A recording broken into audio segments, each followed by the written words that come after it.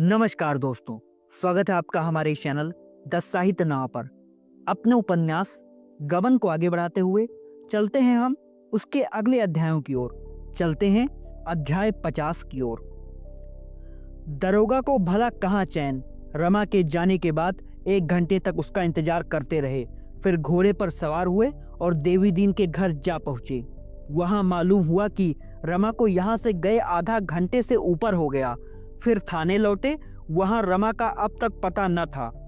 समझे देवी दीन ने धोखा दिया, कहीं उन्हें छिपा रखा होगा।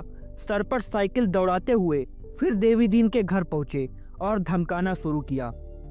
देवी दीन ने कहा, विश्वास ना हो घर की खाना तलाशी ले लीजिए और क्या कीजिएगा, कोई बहुत बड़ा घर तो है नहीं, एक कोठरी नीचे है एक ऊपर।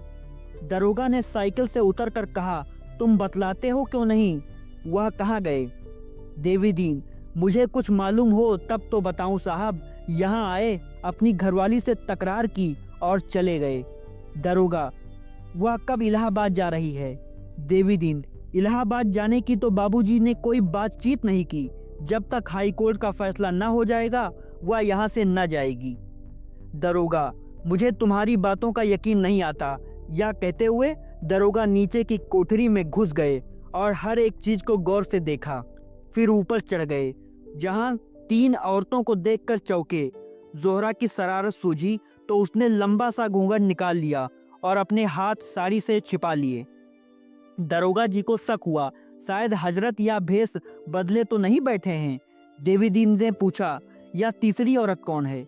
देवी दीन ने कहा, मैं नहीं जानता, कभी कभी बहू से मिलने आ जाती है। दरोगा, मुझी से उड़ते हो बचा, साड़ी पहनकर मुलजिम को छिपाना चाहते हो। इसमें कौन जालपा देवी है, उनसे कह दो नीचे चली जाएं, दूसरी औरत को यहीं रहने दो। जालपा हट गई तो दरोगा जी ने जोहरा के पास जाकर कहा, क्यों हजरत, मुझसे यह चालें क्या कहकर वहां से आए थे और यहाँ आकर मजे में आ गए। सारा गुस्सा हवा हो गया। अब यह भेष उतारिए और मेरे साथ चलिए, देर हो रही है। यह कहकर उन्होंने जोहरा का घूंघट उठा दिया। जोहरा ने ठहाका मारा। दरोगा जी मानो फिसलकर विस्मय सागर में पड़े। बोले, अरे तुम हो जोहरा, तुम यहाँ कहाँ। जोहरा, अपनी ड्यूटी बजा रही हूँ। और रमानाथ कहाँ गए, तुम्हें तो मालूम ही होगा। वह तो मेरे यहाँ आने के पहले ही चले गए थे। फिर मैं यहीं बैठ गई और जालपा देवी से बातें करने लगी। अच्छा, जरा मेरे साथ आओ, उनका पता लगाना है। जोहरा ने बनावटी कौतूहल से कहा, क्या अभी तक बंगले पर नहीं पहुंचे। ना, न जाने कहाँ रह गए। रास्ते में दरोगा ने पूछा, जालपा कब तक यहाँ से आए जाएगी। जोहरा, मैंने खूब पट्टी पढ़ाई है, उसके जाने की अब जरूरत नहीं है, शायद रास्ते पर आ जाए। रमानाथ ने बुरी तरह डांटा है, उनकी धमकियों से डर गई है। दरोगा, तुम्हें यकीन है कि अब यह कोई शरारत न करेगी। जोहरा, हाँ, मेरा तो यही ख्याल है। दरोगा, तो फिर यह कहाँ गया। जोहरा, कह नहीं सकती। दरोगा, मुझे इसकी रिपोर्ट करनी होगी। इंस्पेक्टर साहब और डिप्टी साहब को इत्तला देना जरूरी है। ज्यादा पी तो नहीं गया था। जोहरा, पिए हुए तो थे। दरोगा, तो वहीं कहीं गिरा पड़ा होगा, इसने बहुत दिक किया तो मैं जरा उधर जाता हूँ, तुम्हें पहुँचा दूँ तुम्हारे घर तक। जोहरा, बड़ी इनायत होगी। दरोगा ने जोहरा को मोटरसाइकिल पर बिठा लिया और उसको जरा देर में घर के दरवाजे पर उतार दिया। मगर इतनी देर में मन चंचल हो गया। बोले, अब तो जाने का जी नहीं चाहता जोहरा, चलो आज कुछ गपशप हो, बहुत दिन हुए तुम्हारी करम की निगाह नहीं हुई। जोहरा ने जीने के ऊपर एक कदम रख कर कहा, जाकर पहले इंस्पेक्टर साहब को इत्तला तो कीजिए, यह गपशप का मौका नहीं है। दरोगा ने मोटरसाइकिल से उतरकर कहा, नहीं, अब न जाऊंगा। जोहरा, सुबह देखी जाएगी, मैं भी आता हूँ। जोहरा, आप मानते नहीं हैं, शायद डिप्टी साहब आते हों। आज उन्होंने कहलवा भेजा था। दरोगा, मुझे चकमा दे रही हो जोहरा, देखो इतनी बेवफाई अच्छी नहीं। जोहरा ने ऊपर चढ़कर द्वार बंद कर लिया और ऊपर जाकर खिड़की से सिर निकालकर बोली, आदाब अर्ज। तो दोस्तों, यह था अध्याय 50। अब चलते हैं अध्याय 51 की ओर। दरोगा घर जाकर लेट रहे। 11 बज रहे थे। नींद खुली तो 8 बज गए थे। उठकर बैठे ही थे कि टेलीफोन पर पुकार हुई। जाकर सुनने लगे। डिप्टी साहब बोल रहे थे, इस रमानाथ से बड़ा गोलमाल कर दिया है। उसे किसी दूसरी जगह ठहराया जाएगा। उसका सब सामान कमिश्नर साहब के पास भेज देना होगा। रात को वह बंगले पर था या नहीं? दरोगा ने कहा, जी नहीं, रात मुझसे बहाना करके अपनी बीवी के पास चला गया था। टेलीफोन तुमने उसको क्यों जाने दिया? हमको ऐसा डर लगता है कि उसने जज से सब हाल कह दिया है। मुकदमा का जांच फिर से होगा। आपसे बड़ा भारी ब्लंडर हुआ है। सारा मेहनत पानी में फिर गया। उसको जबरदस्ती रोक लेना चाहिए था। दरोगा, तो क्या वह जज साहब के पास गया था? डिप्टी, हाँ साहब, वहीं गया था। और जज भी कायदा को तोड़ दिया। वह फिर से मुकदमा का पेशी करेगा। रमा अपना बयान बदलेगा। अब इसमें कोई डाउट नहीं है। और यह सब आपका बंगलिंग है।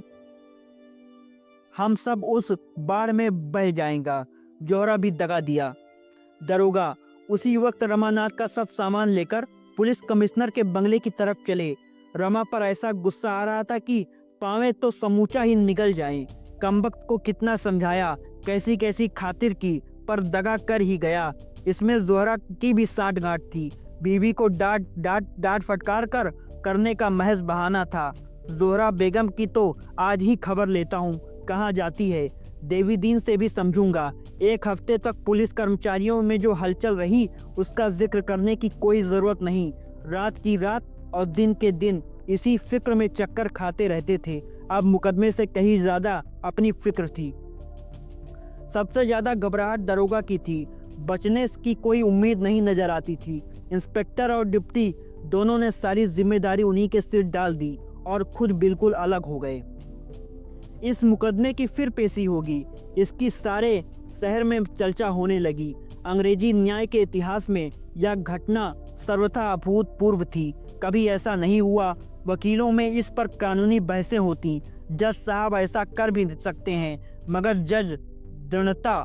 पुलिस वालों ने बड़े बड़े जोर लगाए। पुलिस कमिश्नर ने यहाँ तक कहा कि इससे सारा पुलिस विभाग बदनाम हो जाएगा, लेकिन जज ने किसी की ना सुनी। झूठे सबूतों पर 15 आदमियों की जिंदगी बर्बाद करने की जिम्मेदारी सिर पर लेना उसकी आत्मा के लिए असह्य था। उसने हाई कोर्ट को सूचना दी और गवर्नमेंट को भी। इधर पुलिस वाले रात दिन रमा की तलाश में दौड़ धूप करते रहते थे, लेकिन रमा न जाने कहाँ जा छिपा था कि उसका कुछ पता ही न चलता था। हफ्तों सरकारी कर्मचारियों में लिखा पढ़ी होती रही, मानो कागज स्याह कर दिए गए। उधर समाचार पत्रों में इस मामले पर नित्य आलोचना होती रहती थी। एक पत्रकार ने जालपा से मुलाकात की और उसका बयान छाप दिया।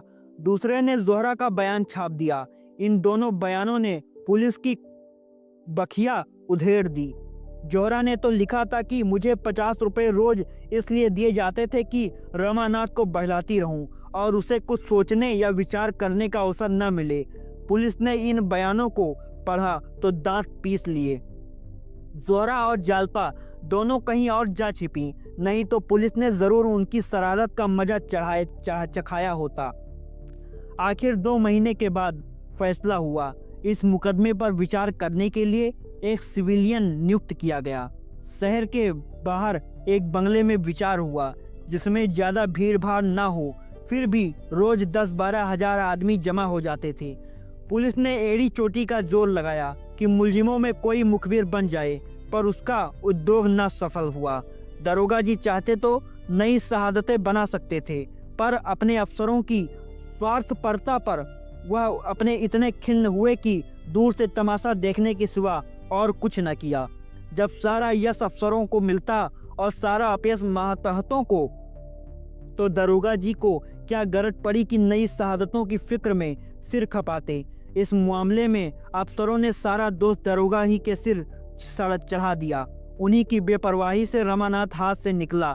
अगर ज्यादा सख्ती से निगरानी की जाती तो जालपा कैसे उसे खत लिख सकती और वह कैसे रात को उससे मिल सकता था।